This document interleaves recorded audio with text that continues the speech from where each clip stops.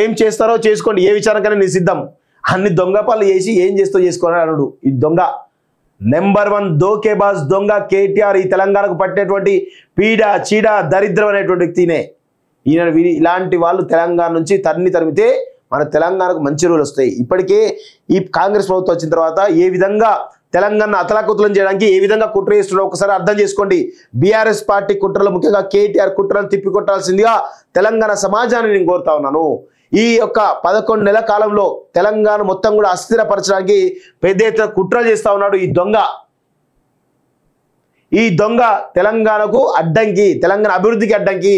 తెలంగాణ అంటే ఈ ప్రేమ లేదు. ఎందుకంటే గతంలో కేసీఆర్ ఈయన అమెరికాలో ఉన్నప్పుడు కేసీఆర్ తెలంగాణ ఉద్యమం చేస్తున్నట్టు క్రమంలో ఆనాడు ఇన్నయ్యకు ఫోన్ చేసిండు ఈయనే. అంకుల్ ఎందుకు మీరు మా డాడీని ఎందుకు చంపుతున్నారు, మీకు బుద్ధి లేదా, తెలంగాణ గిలంగాణ అంటే ఎందుకు పిచ్చి చేస్తా ఉన్నారు అని మాట్లాడినటువంటి దొంగ కేటీఆర్. తెలంగాణ అంటే ప్రేమ లేదు. ఎందుకంటే తెలంగాణ వచ్చిన తర్వాత 10 సంవత్సరాలు ఈయన దోస్తులు ఎవరయ్యా అంటే రాజపాకాల ఆయన బామ్మర్ది, రాజపాకాలతో బిజినెస్ చేసినాకో ఆ బామ్మర్ సొంత బామ్మర్ అయినప్పుడు కూడా ఆయనకి ఎక్కడ ఉంటాయంటే ఆంధ్ర మూలాలే ఉంటాయి. రాజపాకాల తెలంగాణ వ్యక్తే కాబట్టి తెలంగాణ వ్యక్తే కానీ ఆంధ్ర మూలాలే ఈయన ఒకటి. రెండోది తేజరాజు, మెటాస్ సత్యం స్కామ్లో కీలక నిందితుల కొడుకు. వీళ్ళందరూ కూడా ఈ తేజరాజు వీళ్ళందరూ కూడా ఒక స్కామ్స్టర్స్. వీళ్ళంతా ఆయనతో దోస్తారా. అయిన జన్వాడ ఫామ్ హౌస్లో సగం ల్యాండ్ వీళ్ళేది అంటారు. అదేవిధంగా ఈ మొత్తం కాంట్రాక్ట్లు మెగా కృష్ణారెడ్డి తోటి వాళ్ళతోటి వీళ్ళతో అందరు సినిమా యాక్టర్లతోటి సినిమా హీరోయిన్లతోటి అందరితో సంబంధాలు ఉంటాయి. ఈయనకి వ్యాపార సంబంధాలు కావచ్చు, మిగతా సంబంధాలు ఉంటాయి. సో ఈయనను ఎట్లా మనము ట్రస్ట్ చేసేది? తెలంగాణపై ప్రేమ ఉండదా?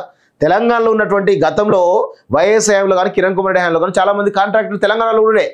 తెలంగాణ వచ్చిన తర్వాత తెలంగాణ కాంట్రాక్టర్లు ఏమో మరుగున పడిపోయారు, ఆంధ్ర కాంట్రాక్టర్లు రెక్కలు వచ్చినాయి. ఎందుకు అంటే కేటీఆర్ వాళ్ళకు దోస్తుగా మారిండు. ఎందుకంటే ఈయన కావాల్సిన లగ్జరీస్ అని వాళ్ళు ఇస్తారు, వాళ్ళకి కావాల్సిన కాంట్రాక్ట్లు ఈయన ఇస్తాడు. ఇచ్చిపుచ్చుకోవాలి, క్విడ్ ప్రోకో అన్నట్టు మొత్తం. ఈయనకేంది అంటే మంచిగా చల్లగా ఎంజాయ్ చేయాలి, ప్రతిరోజు ఎంజాయ్ చేయాలి, అదే కథ తప్ప వేరే ఏది ఉండదు ఇక్కడ.